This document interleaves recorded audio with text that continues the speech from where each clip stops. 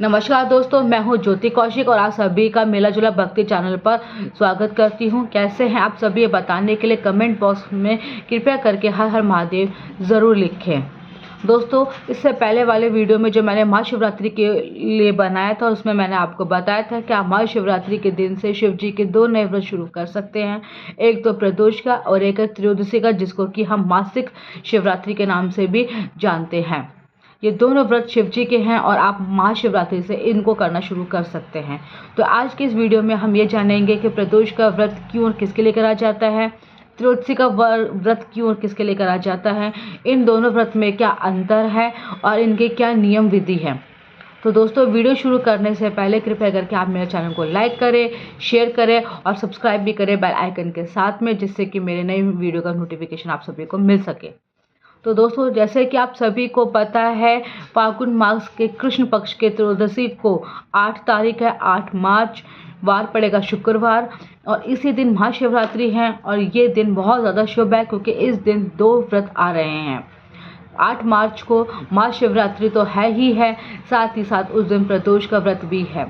जो पहले से प्रदोष का व्रत करते हैं उनको प्रदोष के व्रत के बारे में सब कुछ जानकारी है, लेकिन जो पहली बार प्रदोष का या त्रयोदशी का व्रत करना शुरू करेंगे, ये वीडियो खासकर उन्हीं लोगों के लिए है ताकि उनको पता चल सके कि प्रदोष का व्रत क्यों और किसके लिए करा जाता है, त्रयोदशी का व्रत क्यों और किसके लिए करा जाता है और इन दोनों व्रत में क्या अंतर है।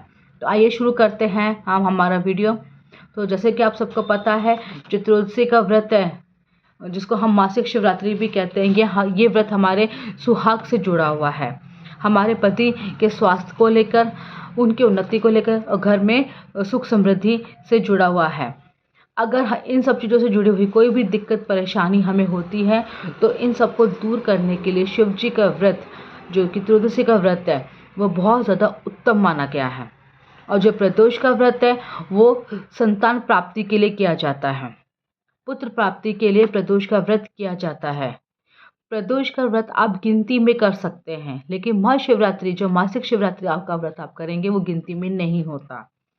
प्रदोष का व्रत क्योंकि पुत्र प्राप्ति के लिए होता है, संतान प्राप्ति के लिए होता है, तो आप उस दिन मनोकामना कर सकते हैं कि संकल्प लेती हैं महिलाएं कि उनकी मनोकामना पूरी हो जाएंगी, तो वो इतने प्रदोष का व्रत करेंगी, 11, 21, 51, जितनी उनकी शारीरिक क्षमता होती है उतनी की वो मनोकामना करती हैं।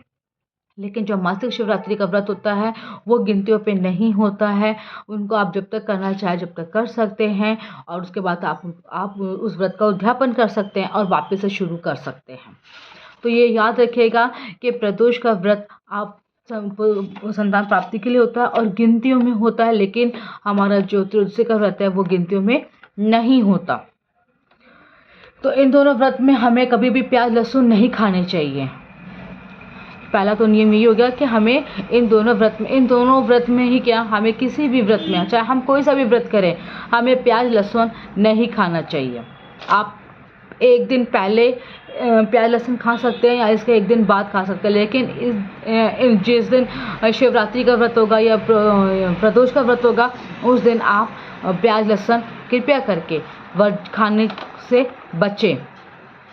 अब हम बात करेंगे नियम के। तो पहले हम बात करते हैं प्रदोष के व्रत के नियम का। तो प्रदोष का व्रत जो होता है वो पुत्र प्राप्ति के लिए होता है। तो इस दिन महिलाएं संकल्प करती है अपनी मनोकामना को पूर्ण करने के लिए, और जब उनकी मनोकामना पूर्ण हो जाती है, जितने की वो गिनती करती है उतनी उनको करनी पड़ती है।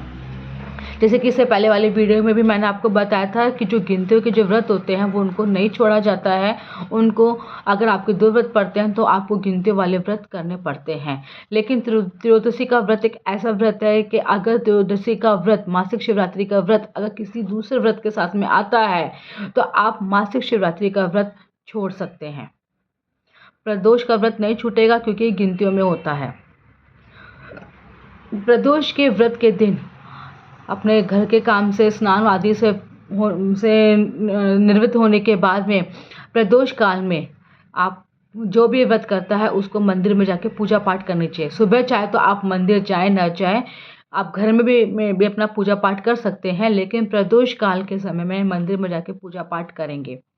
और पूजा पाठ करके आने के बाद में ये आपकी इच्छा है कि आप उस व्रत को कैसे खोलना पसंद करते हैं या पूर्ण करना पसंद करते हैं। जैसे कई लोग फलाहार पे रहते हैं, कई लोग निर्जला व्रत करते हैं, तो कोई एक समय का भोजन खा के करता है।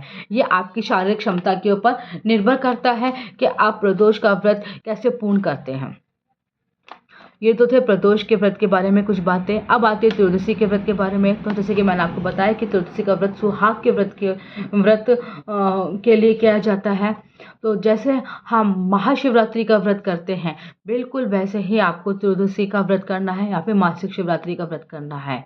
ज़्यादातर लोग इस दिन फलाहारी करते हैं, तो आप चाहें तो फलाहार भी कर सकते हैं।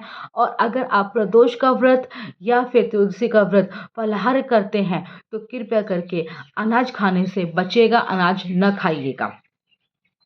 इन दोनों दिन जब भी आप व्रत करते हैं तो नहा धो के साफ कपड़े पहनिएगा। ये ज़रूरी नहीं है कि नए कपड़े पहने, नए कपड़े पहनना ज़रूरी नहीं है, लेकिन आप जो भी व्रत करते हैं, जिस भी दिन आप व्रत करते हैं, नहा धो के आप स्वस्थ और स्वच्छ कपड़े पहनिएगा। तो और इस दिन आप जब भी प्रदोष का या फिर मासिक शिवरात्रि का व्रत करते हैं, तो इस दिन चाहे तो आप लोग महामृत्युंजय व्रत मंत्र का भी जाप कर सकते हैं। ये बहुत ही अच्छा और बहुत ही शक्तिशाली मंत्र है। तो दोस्तों, उम्मीद करती हूँ आपको मेरा ये वीडियो पसंद आया होगा। तो कृपया करके मेरे चैनल को लाइक करें, शेयर करें और सब्सक्राइब भी करें। और ऐसे ही कुछ बातें जो महाशिवरात्रि के बारे में जुड़ी हुई है, मैं आगे भी आपके लिए वीडियो में लाती रहूँगी। धन्यवाद।